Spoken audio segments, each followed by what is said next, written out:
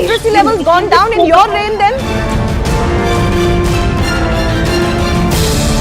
Listen to me, viewers. Half of me is a Gaumutra drinking personality. Half of me is a bigot. Half of me, most probably, viewers, doesn't qualify to even live in the south according to the DMK. That's basically what is being told. In this entire neo-left-driven academia, it's been intellectually corrupted and intellectually infiltrated by pan-Islamist agenda, which says calling for the culling of a particular community or the dismantling of another is perfectly fine in the academic discourse. The issue is that you cannot insult voters. What the DMK essentially has done for the Congress party is insult the very same voters that the Congress party, having lost their confidence now in the 2023 state elections, in 2024, the same Congress party has to go back to those same voters and canvass and ask for their votes.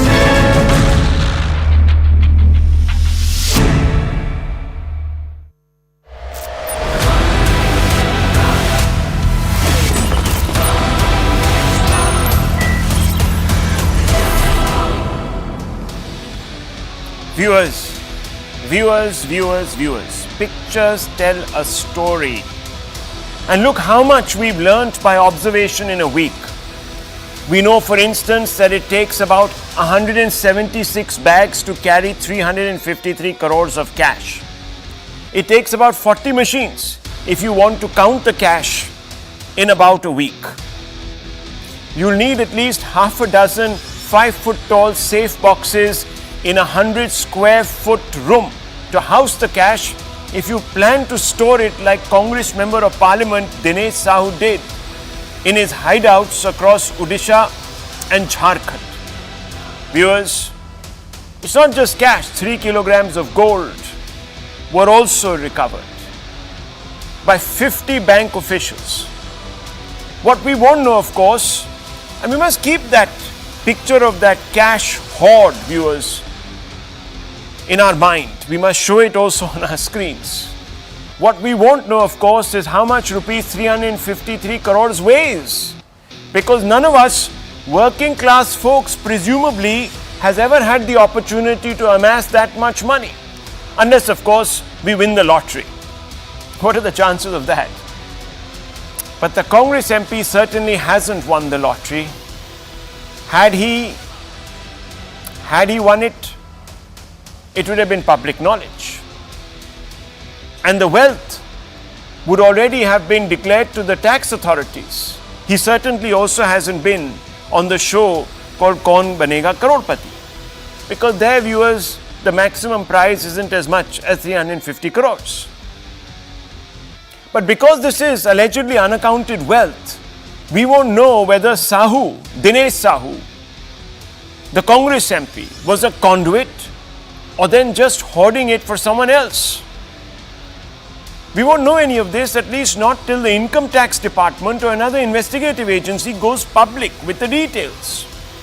The Congress party's evasiveness and its reluctance to act against its Member of Parliament has led to the Prime Minister posting a damaging meme that could resurrect stereotypes that the Congress has been trying to live down for the better part of a decade.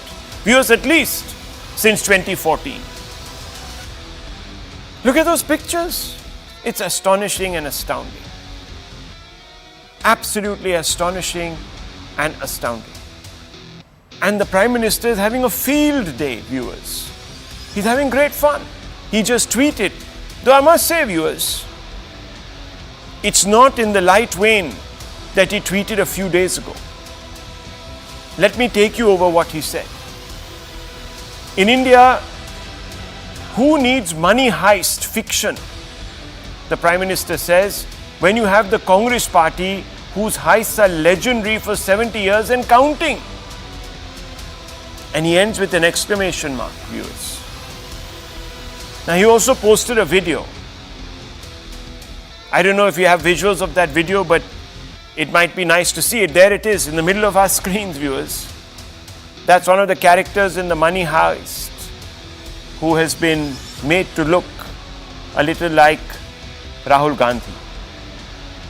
Moreover, viewers, the spoof posted by the Prime Minister will puncture the Congress High Command's high voltage campaign against alleged crony capitalism.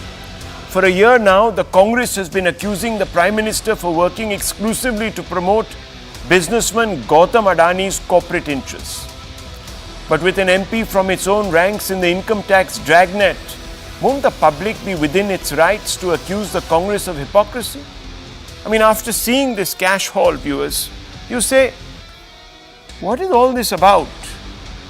The Congress accusing the BJP of benefiting for cash, for funds, for electoral funds, a particular businessman, when it is actually from, or allegedly from, a congressman's own residences, his offices, that this kind of money is coming out of the vaults. Now consider why it may not be easy for the Congress to distance itself from the loot-tainted MP Dhiraj Sahu. The facts suggest that Sahu got some special treatment from the Congress High Command.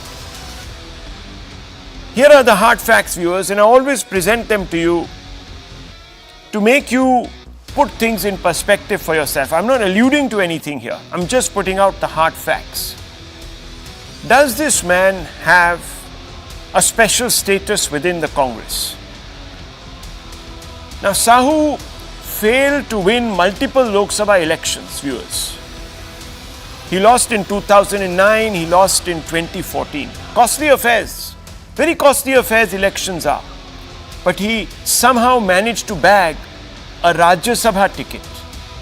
Not one, but 3 times. He has been a Rajya Sabha MP for 3 terms, this man. Many people say, viewers, that Rajya Sabha tickets also come with a certain premium. I'm not talking cash. But he must be a mighty intelligent man to be sitting in the House of Elders at such a young age. Or he might have some specialized knowledge. He's in the liquor business, so maybe he knows how to perhaps make great liquor. I don't know, viewers, but he certainly is sitting not once, not twice, but thrice in the Rajya Sabha. Dhiraj Sahu even managed to serve as a Congress party treasurer in the state of Jharkhand. Yes, viewers, his late brother Shiv Prasad Sahu was a 2-time Lok Sabha MP. He's highly connected. Dhiraj Sahu, brother Gopal Sahu, got a Lok Sabha ticket also in 2019. Gopal Sahu lost against the BJP's Jayant Sinha in 2019 elections. But both became Jharkhand treasurers.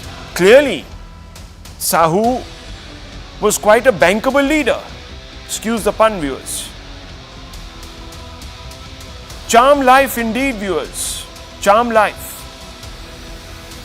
Do those pictures of him posing with Rahul Gandhi, Mr. Kharge tell a story that we don't know as yet? We don't know, viewers.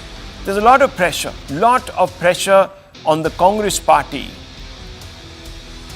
A lot of pressure to act on this man.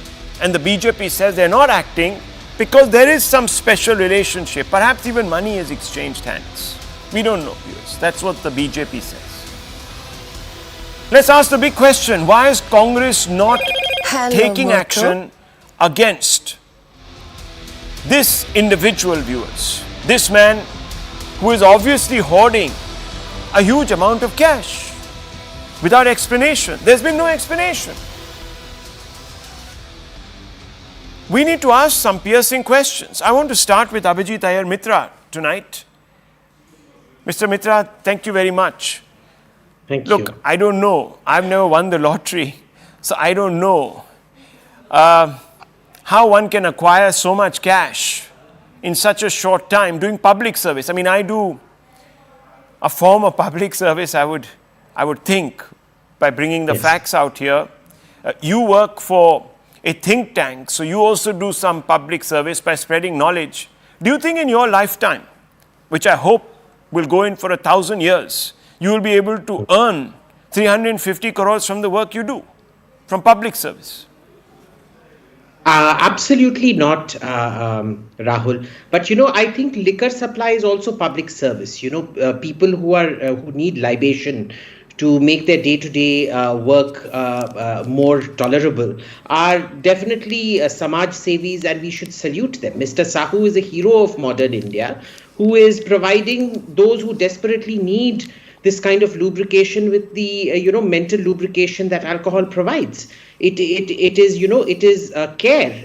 I think the liquor suppliers are the nurses of modern day India, providing much needed health care to a certain section of the population. Now, that said, we should remember, what was this money exactly meant to be for? Remember, elections in certain states have just gotten over, and this would have very much been some kind of a slush fund for distribution to party members. I think we need to be very careful about who is nominated to the Rajya Sabha and things. Many of these Rajya Sabha nominations tend to go to very large funders, to industrialists who have contributed to the party and things like that. Now, never in my wildest dreams could I have imagined that contributors to the party would be contributing in this particular kind of way. Now, what is even more important we need to understand is, why has all of this come to, why has this been detected? Why has such a big haul, for the first time possibly in India's history, been captured? It is precisely because of demonetization and digitization, which now means that any transactions that are done in cash over 2 lakhs are illegal. So you now have the ability to track and trace transactions like this, which is why you've been able to cash this. Now, before, you would not have had that forensic ability to, pinpoint and catch. So this is one very important point. But more importantly, what was this for? This much cash, even in an election distribution cycle, seems to be an unusually large amount. So clearly, this is some kind of a front for a money laundering operation happening, almost on an industrial scale. But money laundering for what? And all of this just goes back to one party, one set of election in 4 states, possibly another election coming up in about 6 months' time, the general election. This seems to be some kind of a forward distribution center. So all of this begs the question. Now, when you combine all of this, now do you understand why the Congress was so opposed to demonetization, why they never want to accept the digitization, why they keep screeching about electoral bonds, and the anonymity of electoral bonds. And then, finally, this is, one thing in itself is suspicious. But fourth and finally, the fact that they're refusing to take action against this man Sahu, except for distancing themselves. Now, one by itself is suspicious. But all 4 coming together, you now realize what the game is. Okay. All of this, I bet you, is money taken out of hafta, extortion, whatnot from other surrounding states, because I do not believe Odisha has the ability to generate this much black money all by itself. It would have been a forwarding destination for several election campaigns in a lot of neighboring states. Viewers, I could have done the extra work by actually trying to quantify 350 crores, what it can actually by us if we were in welfareism, for example. How many meals for the poor, how many people on Manrega could have actually benefited from this 350 crores, several parameters, and perhaps I will do that homework for you till we don't get answers, because then you will really understand how much is being diverted away from the poor. And for a party that constantly claims that it is working selflessly in the interests of the uplift of the poor, Kamru Chaudhary, this is not looking good, especially the inaction part, sir. You would agree, a member of parliament caught with 350 crores, counted over a certain number of days. I mean, just look at the amount of cash, it's obscene. Kamru Chaudhary, surely the Congress should at least suspend this person pending investigation. But they seem to be brazening it out. I hope you won't brazen it out tonight.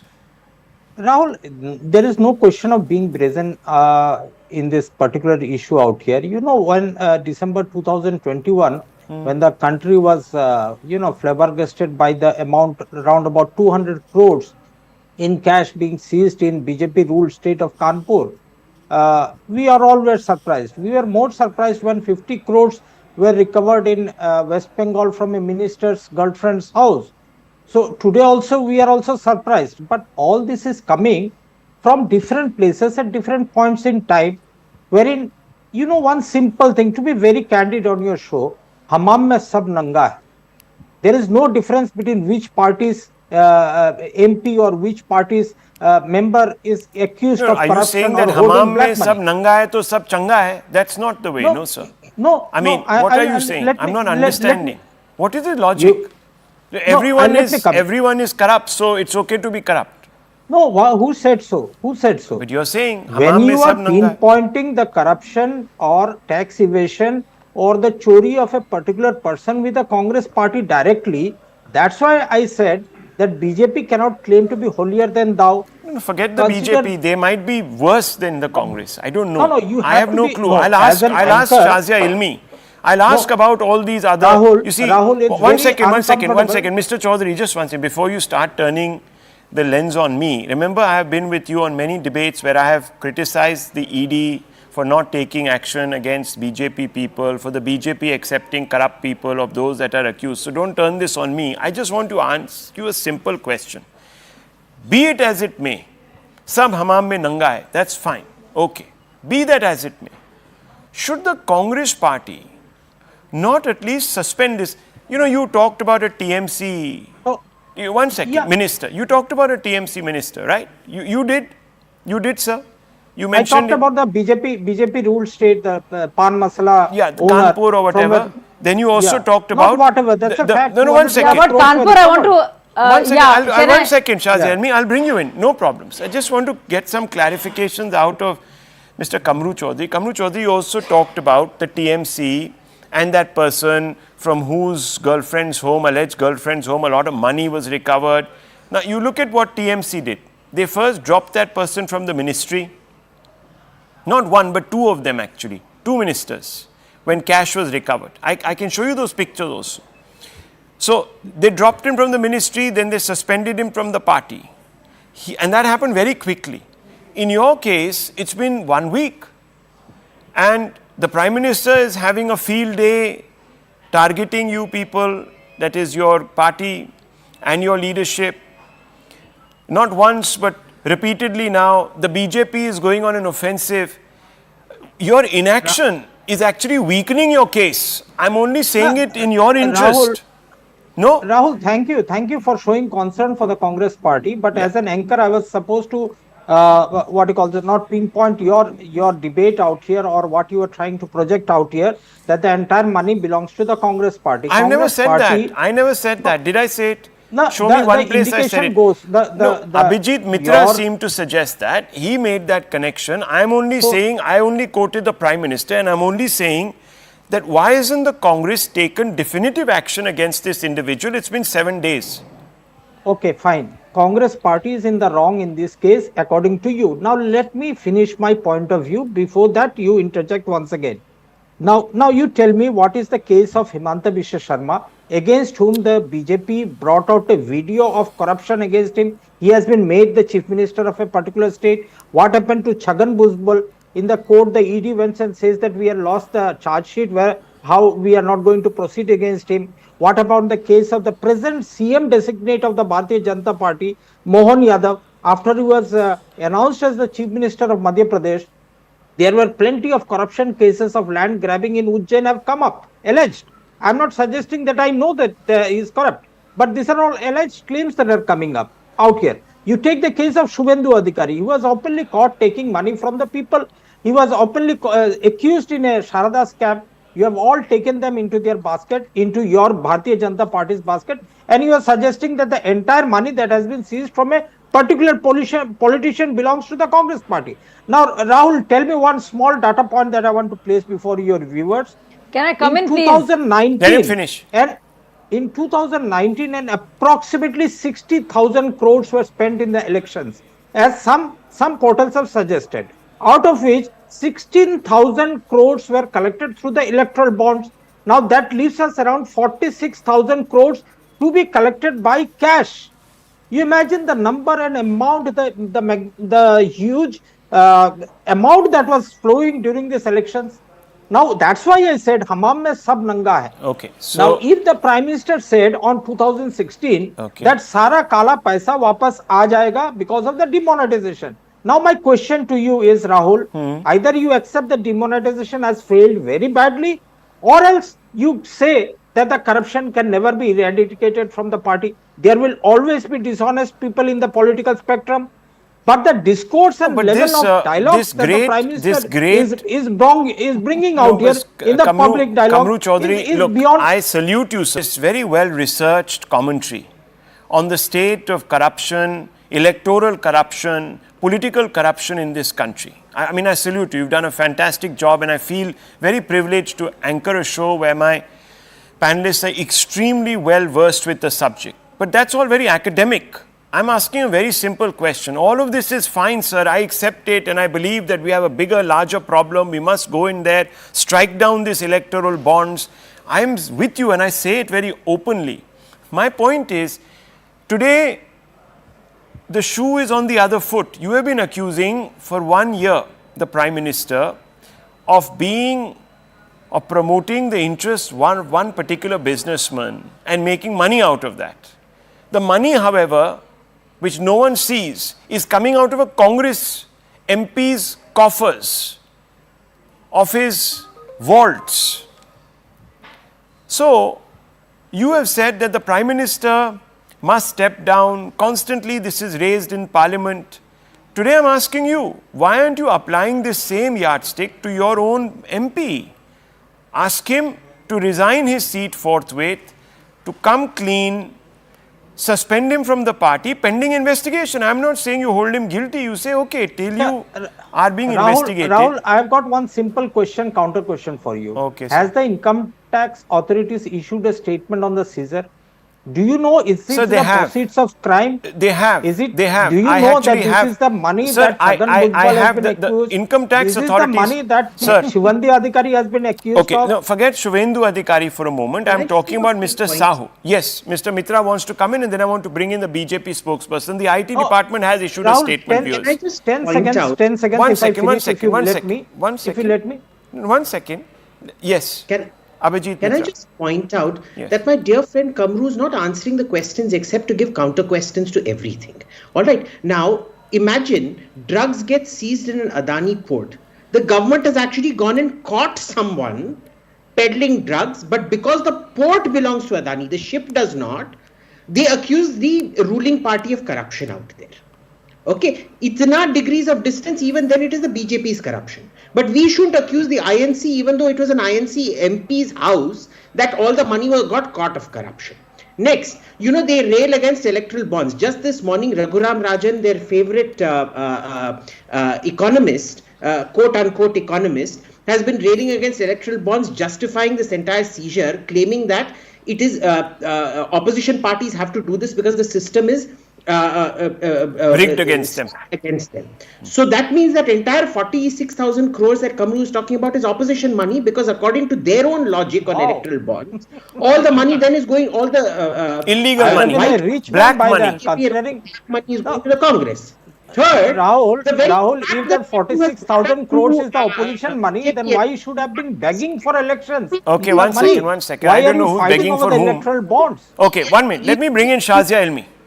against the opposition. They're going after their own people. Yes, I have a lot to say. Yeah, 1 second, can Shazia Elmi. Can I just quickly jump in? Just 1 second, Shazia Elmi. The Congress has come out and said very clearly, the ball is in your court. You clean up your side, then we will think about cleaning up ours. You can't get away by taking in all the corrupt. You can't get away by queering the electoral pitch by coming out with laws. Till you don't come clean, we are absolved. How do you respond to this charge? And he cited some examples. Can you explain?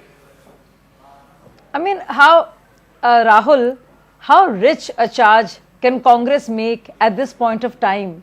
Instead of mentioning, 350 crores and more. No, but Shazia Elmi, 176 look, bags of let's cash. first look at it academically. No, let me finish. One second. Let me finish. They're not being rich, actually. They're not being rich. They are I'm still making a point. They are pointing to real facts, real individuals who have been caught out or accused by the BJP of corruption now sitting in the BJP fold. So they are saying when there is so much license for corruption within the BJP, then we should also be given a bit of license. You see, that's the logic. Now, can you respond specifically to some, or otherwise we can all have general debates? So, Rahul, you are 1 minute making up your own. Yeah, logic, Rahul, no, I will talk about this issue on hand, because every time stockpiles and mountains of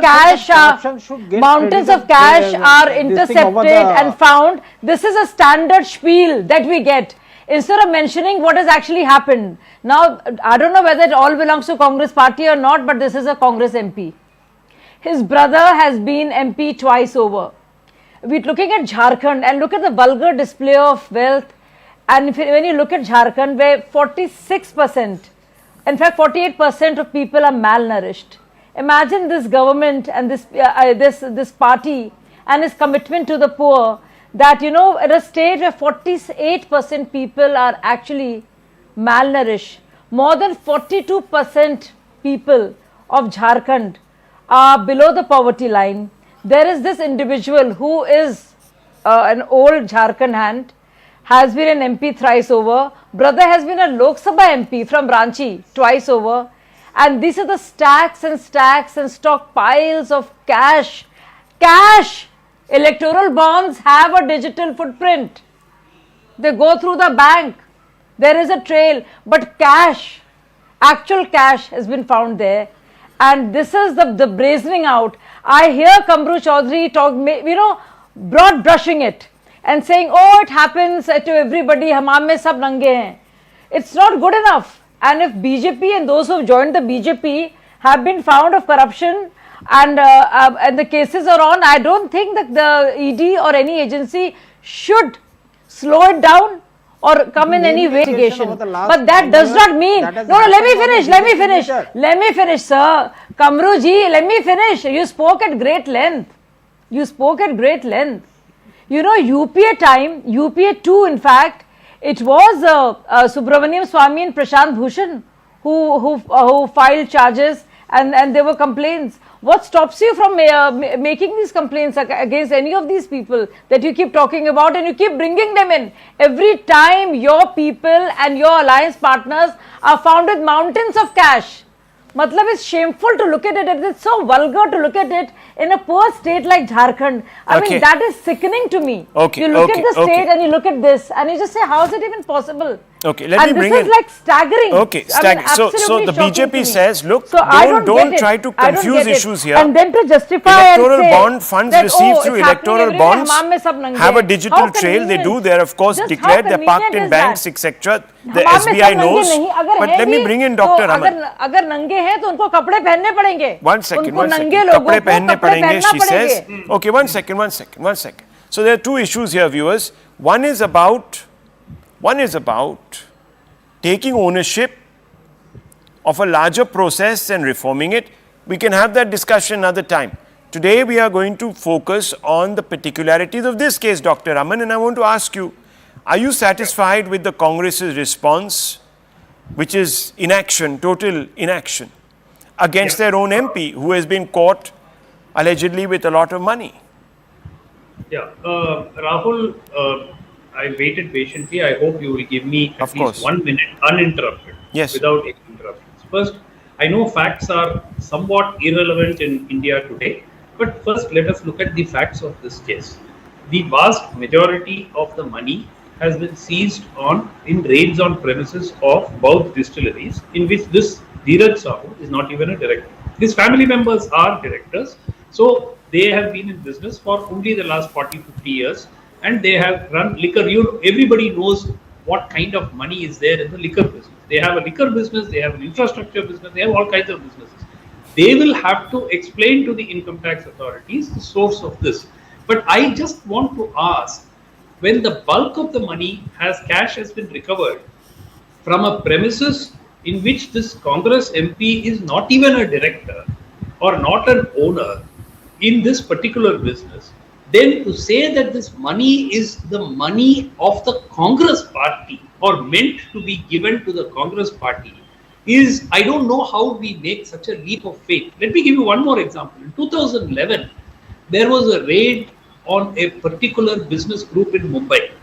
Right? They found around 10 to 15 crore, I don't remember exactly, around 10, 12 crores of cash, and they found large amounts. And the income tax department, fined this particular group 60 crore. They asked the group to pay 60 crore. And now, the person who was heading that group at that point of time is a BJP minister in Maharashtra. No prizes for guessing, you know who it is. So let's be very clear. Politics and big business always go hand in hand. BJP supported Mr. Vijay Mallya to become a Rajya Sabha MP. We all know that. JDS sponsored him, but BJP supported him. So let's be very, very clear. As Mr. Chaudhary said, every party is as bad as the other. Just because we highlight one political party for obvious reasons does not make the other party any better. This is a raid on a business group. Mr. Sahu in 2018 declared assets of 34 crores in his affidavit, right? So there are about 10 of them. If you go to both the Baldev Sahu group and look at the list, there are about 8 or 10 of them. How do you know that? How do you know how much of this money is Mr. Dhiraj Sahu's? Let alone knowing that it is a Congress party. Even that we don't know yet. The income tax department has not said this is Mr. Dhiraj Sahu's money. They've said it is from the premises of both distillery group. Okay, it's funny. In which this man is not even a director. Okay, it's really funny, viewers, that we have suddenly started finding excuses tonight for answering. Let me finish. For answering a very simple question, and I'm only asking a very basic question here. Should this individual, at least in the interim, be suspended by the Congress party, given the fact that he's a member of parliament that can exercise a huge amount of authority, even in the context of a probe? Should he be suspended from 60 crore fine? You don't want me to finish. Stop a BJP. There is a liquor label called black and white. Becoming a minister. There is a liquor label called black and white. All of us grew up seeing that label, black and white. Today, viewers, liquor is generating cash in both black and white. And it's on your screens. There must be some that is declared by this group as income. But to say that, oh, the entire family, a large number of the people in the family are politicians. And we all know that politicians, when they become members of parliament, renounce certain business activities. They give them out to other people to sort of run. We know this, it's called Benami. Now viewers, I'm not suggesting that there is a direct link. All I'm saying is the Congress party runs perhaps the most visible, the most vocal anti-corruption campaign against the Prime Minister. Mr. Rahul Gandhi constantly says, Modani, Modani, Modani. How does that square with an MP from his own party, his larger family's business interests being exposed in this way? Are people not entitled to ask Rahul Gandhi whether his campaign against the Prime Minister suffers from a degree of hypocrisy? That is what I was saying. For his own good, they should quickly cauterize this wound. Am I wrong, Abhijit Iyer Mitra and Kamru Chaudhary? Absolutely First not, you. Rahul. They should. The problem is, you see, they never can. Because their sources of finance and funding are now under severe threat, especially since demonetization and digitization. And so this man, even with just 353 crores out of what Kamru admitted is the Congress's 46,000 crore black money stash, is now stuck, that they are completely dependent on these regional satraps who provide these few hundred crores. They can never get rid of him. This is one man who is, he looks like a pawn, but in fact he's the bishop or the knight. Can I come in? Yeah, very quickly. Kamru Chaudhary, very quickly. Yes. You know, your black and white must have opened a little bit early tonight for Mr. Mitra out here. But any pun not intended. The basic point that I wanted to... No, thank you, sir. But the basic point is that linking the entire corruption charges against Sahu to the Congress party is not fair. Rahul, when you are considering a balanced debate out here, he's a Rajya Sabha MP from the Congress party. Okay, you have got corrupt Chief Minister of two states, proclaimed Madhya Pradesh current Chief Minister, Mr. Yadav is supposed to be involved in land grabbing in Ujjain, and your party has named it as the next Chief Minister of Madhya Pradesh. You have got a CM, a sitting CM in Assam, Himanta Biswa Sharma, Kamru Chaudhary, again we are coming back to what about I'm only asking. So you need to walk the talk. I'm only asking one question, Rahul. Yeah. You have nothing to say. Has the Income Tax Department linked this cash haul to Mr. Dhiraj Sahu personally? Dr. Raman, this entire debate is taking place. One second. The entire debate is taking place, and I'm trying to tell you this from the beginning. In the realm of perceptions, politics is all about perceptions. Perceptions drive politics and shapes opinions around issues. That is what I'm trying to say. Should the Congress party not... Okay, I'll leave it at this. I'll leave it at this because you see, viewers, there is no point going around in circles. Where there is a will, there is a way. The question is, why isn't there will? It's not as if political parties have not before the probe has even concluded, cauterized, removed politicians who are tainted from office. It has happened in several cases of malfeasance. Several cases. And therefore, viewers, one has to ask this question, why is the Congress dragging its feet? I don't have the answer. I was trying to solicit answers. I didn't get any. In any case, viewers, we need to move on to another very important issue. Historic transformation has taken place. 4 years ago, the Bharatiya Janata Party decided to abrogate Article 370. You all know this, viewers. Moments after it did so, moments I mean within a few weeks after it did so, a large number of people claimed that the action of abrogating Article 370 was patently illegal, that the centre had paid scant regard to due process. And this action was challenged in the Supreme Court. As you know, yesterday, the Supreme Court came up with a unanimous verdict. A 5-judge bench led by the CJI unanimously upheld the government's decision to abrogate Article 370, which conferred special status to Jammu and Kashmir. Buoyed by that, in the Rajya Sabha yesterday evening, the centre then passed 2 key bills expanding the ambit of central laws and reservation legislation in Jammu and Kashmir. Now, viewers, as I told you, the Prime Minister himself today and yesterday came out and commended the Supreme Court for strengthening the spirit of Ek Bharat Shresth Bharat. He commended the Supreme Court for reminding us that what defines us are our bonds of unity and a shared commitment to good governance.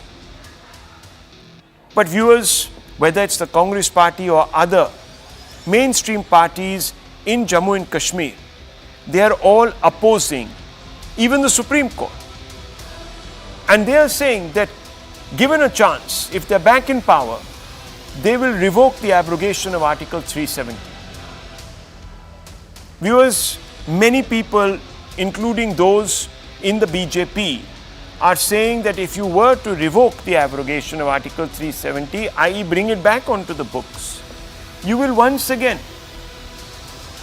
block the process of integration of Jammu and Kashmir, a sensitive state, with the mainland. And that will play into the hands of Pakistan and other enemies of India, especially countries like China, who want to create trouble, who want to actually, at some level, push Jammu and Kashmir to break away from the Indian Union. The BJP says this is an invitation to the balkanization of India. Why are they saying this? Is it sustainable, this argument? And are the opposition parties who want to bring back Article 370, despite the fact that its abrogation, its revocation was upheld by the Supreme Court, are they today complicit in wanting to further, also viewers, through this advocacy, the balkanization of our country? Those are fundamental questions, and let's open them tonight. Let's bring in Saifuddin Soz of the Congress, former Union Minister, and Niloufar Masood, leader of the National Conference. I want to first begin with you, Mr. Saifuddin Soz. The Congress party and other Valley parties are saying that they want to bring back Article 370 if they were given a chance. The BJP says that you are playing into the hands of India's enemies and that you want to balkanize our nation. How do you respond, sir, to that charge? See, my understanding of the whole issue is that people of Jammu and Kashmir state will not oblige Pakistan or China as per any kind of narrative, propaganda, etc. is concerned. People of Jammu and Kashmir, vast majority will speak on their aspirations, and they feel by abrogation of 370 you have gone back, India has gone back, Union government has gone back on its assurances, on its agreement with the people of Jammu and Kashmir state.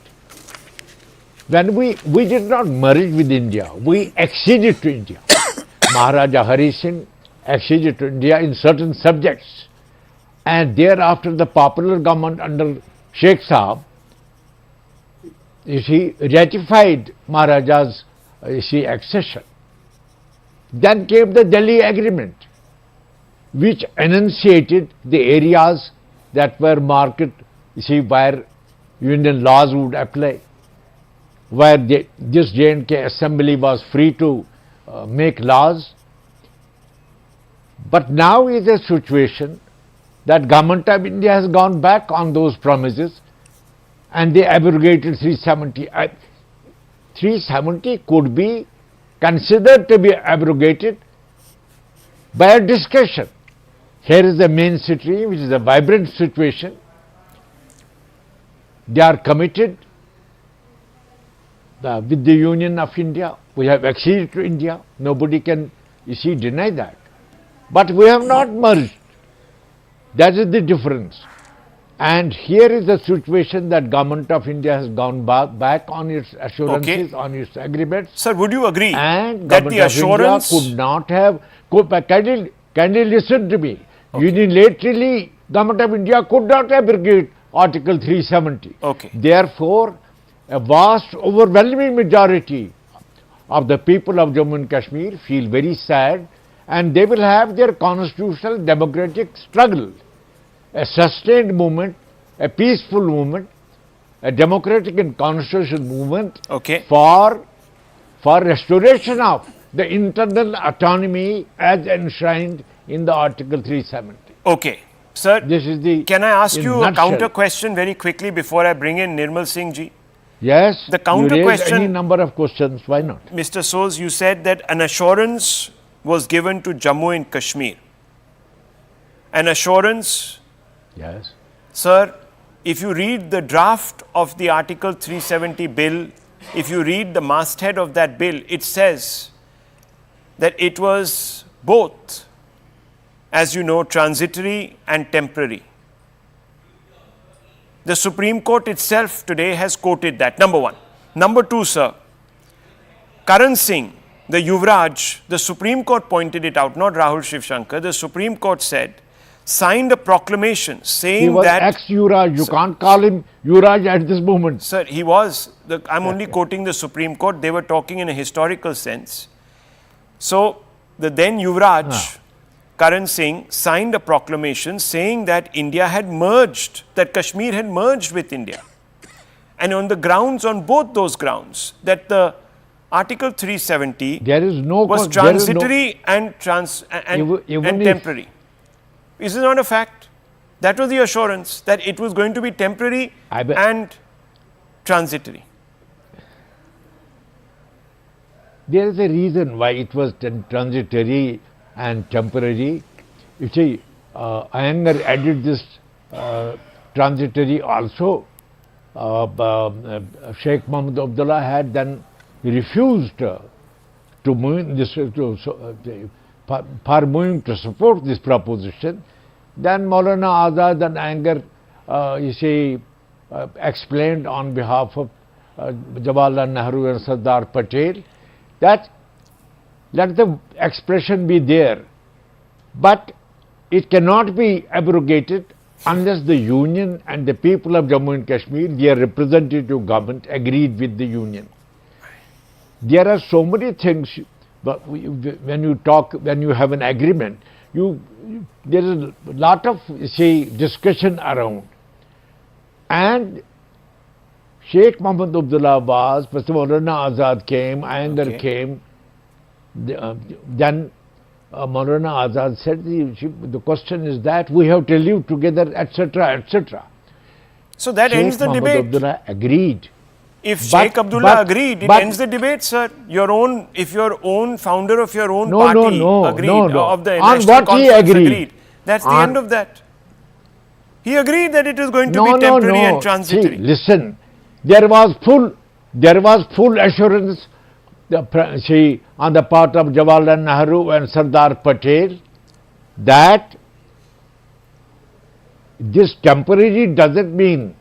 No, sir, assurances don't matter. What is written in law by matters. Government of India. The Supreme Court goes by what is written, not what is whispered in someone's ear. You know this, sir. You're a very, very, very, very, very experienced politician. And you have been a minister. Then listen to me for a minute. I'm if listening, you cause a wound in the psychology of overwhelming majority of the people in Jammu and Kashmir state, where will be the cordial relation with the sir, union? Where are the people coming out and protesting? Can you show me the protesters? Oh, look here, people of Kashmir have changed the strategy. It is not now, for 2-3 years now there are no hartals because there has been a discussion. Kashmiris know what they have to do. Okay, sir, are you suggesting that the there will never be a hartal here? The point is that they have changed the strategy. That they will come out. Show me. They will come out. Show me. And they will. That is a very dangerous statement to make, Mr. Sos. You talk of guerrillas. I think you are inciting. People of Jammu and Kashmir, especially people of Kashmir, will not. You see. Oh, so they're lying in wait in the grass. Okay, let me bring in Nirmal Singh. Which is not constitutional. Okay, Nirmal Singh. The struggle of people of Jammu and Kashmir has to be democratic. Okay, democratic. So I used today, Mr. Sos, very quickly saying that the Supreme Court is complicit. Is complicit in this machination. It is the Supreme Court that has gone into 6 questions. 6 questions. Supreme Court. There is another court. I tell you, there is another court much above Supreme Court. That is the People's Court. Okay. We are a people with aspirations. There is a People's Court, viewers. Listen to this. The Supreme Court has passed a judgment. There is a People's Court. Yes. The law of the land is upheld. There is a People's Court. We go to people for a democratic constitutional struggle. Okay, viewers. There we go. Nothing called a Supreme. There democratic can't be anything. There can't be anything in a constitutional democracy that is greater than the Supreme Court, viewers. That is why it's called Supreme.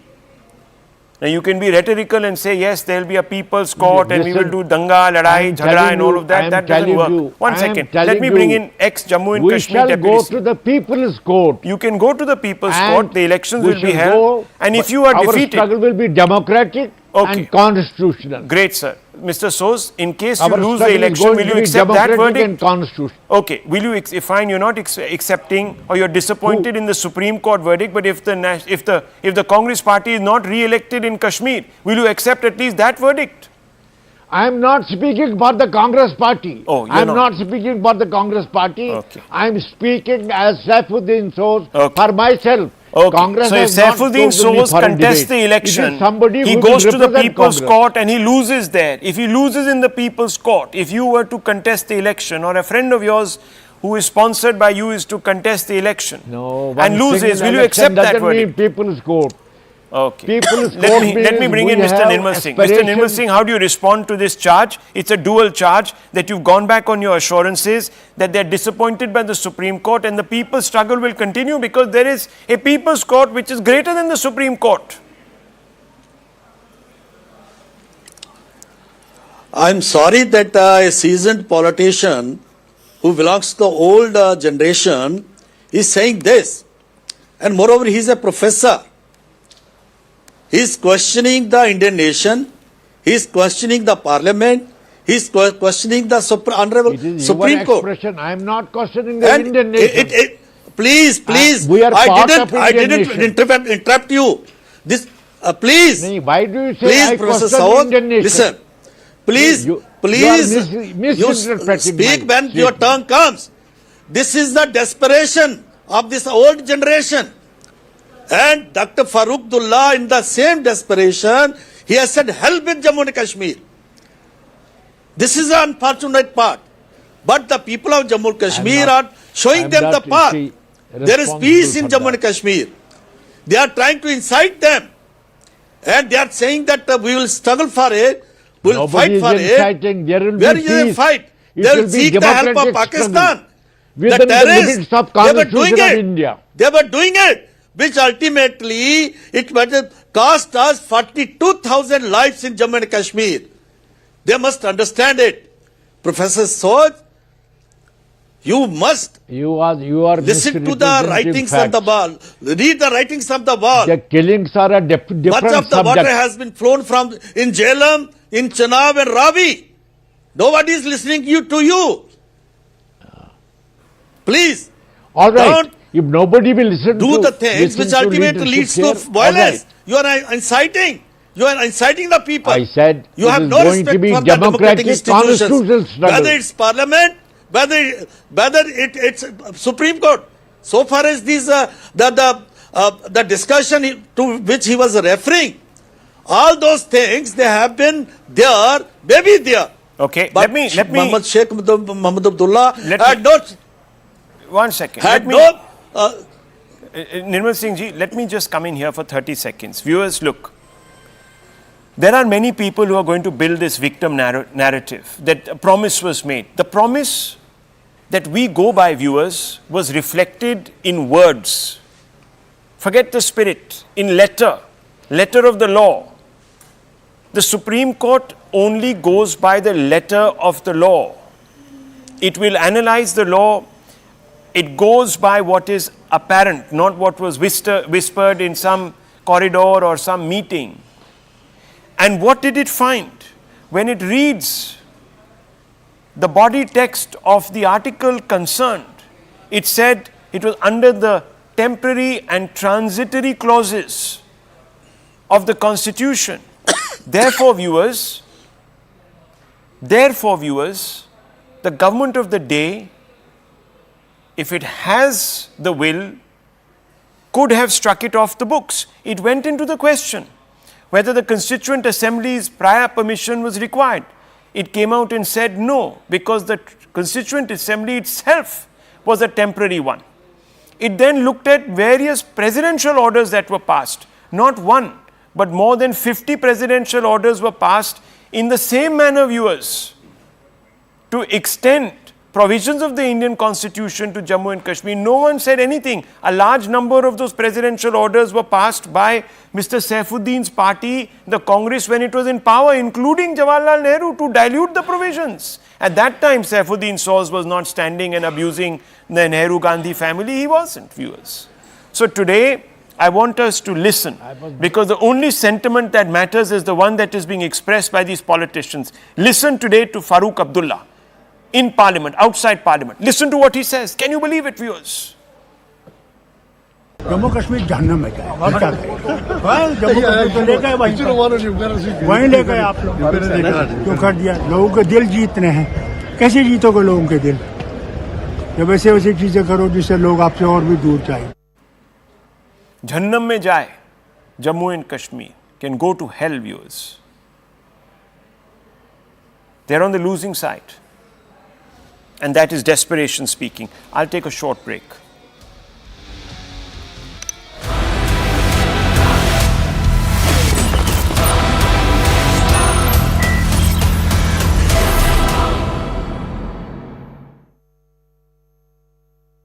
Go co-powered by News 18, as we get to you all the details, a leader from the so-called upper caste, that's the community which is going to be occupying in a certain sense, that's the community from which he's been chosen from. As my colleague Aman was also pointing out, that there are various caste equations and arithmetics that need to be taken into account. Well, there the visuals on your screen. I believe he has the blessings of the top leadership of the party, including Mr. Rajnath Singh and Vasundhara Raje Scindia. The fact that his name was proposed by Vasundhara Raje Scindia is a show of strength. What do we know about him? Aman with us on the broadcast to give us a lowdown. Aman, the images on our screen. Bhajan Lal Sharma is going to be the next Chief Minister.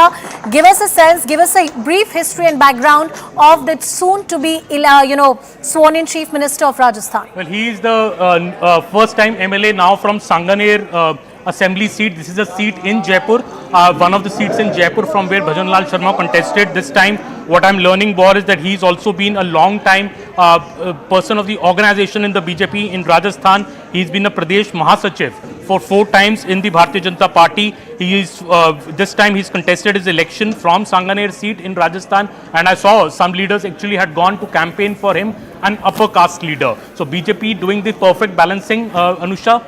Tribal in Chhattisgarh, OBC in Madhya Pradesh, and an upper caste leader in Rajasthan. So in a way, proposing an upper caste leader, a younger leader. Again, we see somebody who's in his between 50 and 60 being chosen as the new Chief Minister. In a way, BJP going for this next-gen leadership. And we saw Vasundhara Raje there announce his name as the Chief Minister. So in a way, Vasundhara Raje being brought on board before the decision was taken. It is not a woman, but it is Mr. Bhajan Lal, an upper caste leader, a first-time MLA who's been chosen as the Chief Minister of Rajasthan. First-time leader, a Brahmin face from Rajasthan who's been chosen.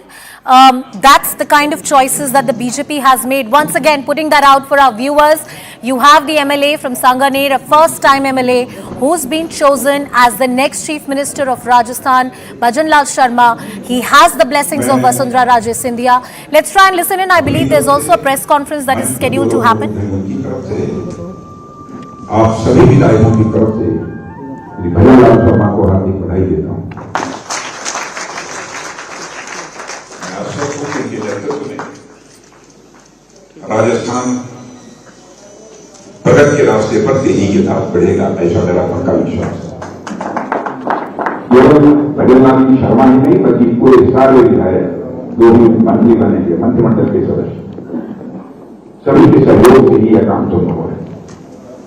इसे आज के अवसर पर पुनः आपको मैं अपनी शुभकामनाएं देता हूं और आप जहां भजन लाल जी शर्मा को मैं हार्दिक बधाई देता हूं, वहीं पर आप सबको भी मैं हार्दिक बधाई देते हुए आज के यदि अध्यक्ष जी की अनुमति हो तो आज की बैठक की कार्रवाई समाप्त की जाए।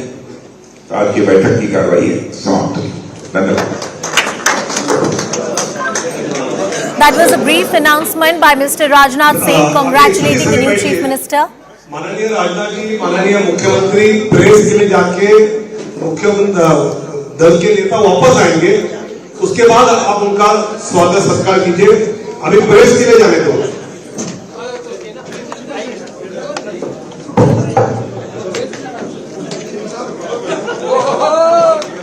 That's the announcement coming in from the BJP top brass. You had Mr. Rajnath Singh and others making that announcement. Bhajan Lal Sharma, the next Chief Minister of Rajasthan, a first-time MLA. A very strong Brahmin face. Reports suggest that he is somebody who was in the race to become the next Chief Minister. From the Sanganer constituency of Jaipur, he has been elected as the first time as an MLA. He is also somebody who won by a record margin of about 48,000 votes. He is a strong Brahmin face, a local leader who is well known in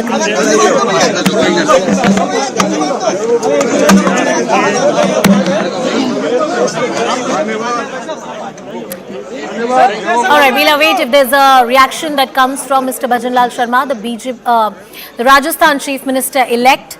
We'll stay with those visuals. Meanwhile, I'll try and cut across to Aman and understand more about this choice. Aman, what does this choice reflect? What do we know?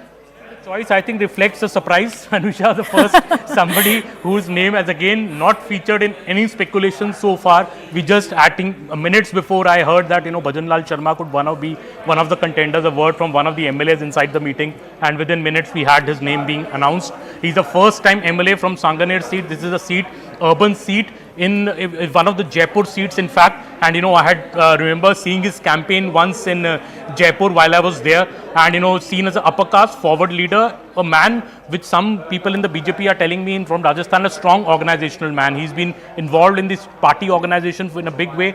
A ticket of a sitting MLA was cut to give Mr. Bhajanlal Sharma the ticket from this seat, which had also created some sort of mini revolt in the BJP that why this person has been chosen and a sitting MLA's ticket has been cut. But Mr. Bhajanlal Sharma won the seat with a very, very comfortable margin, and now we see him being appointed as the BJP legislative party leader, and he will be the chief minister.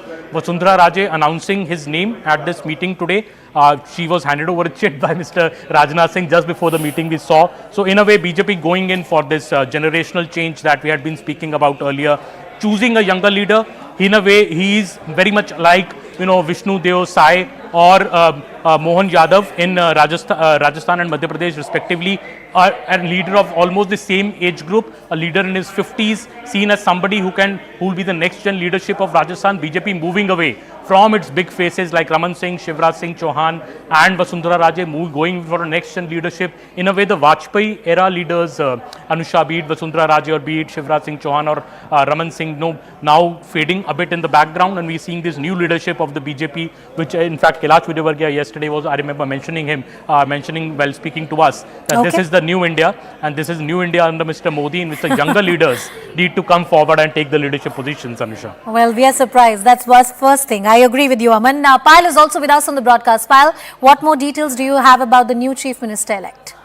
So yes, this news has just come out that Bhajanlal Sharma is the new Chief Minister of Rajasthan, and as soon as the news came out, the celebrations have started. In fact, the few workers who were collected over here have started clapping as soon as they heard the name of Bhajanlal Sharma. So yes, this name was actually one of the names that were doing rounds, but yes, no one had predicted that Bhajanlal Sharma could be the next Chief Minister of Rajasthan. Yes, there were speculations that were happening, and Vasundhara Raje herself has gone ahead and proposed the name of Bhajanlal Sharma, yet again giving out the message that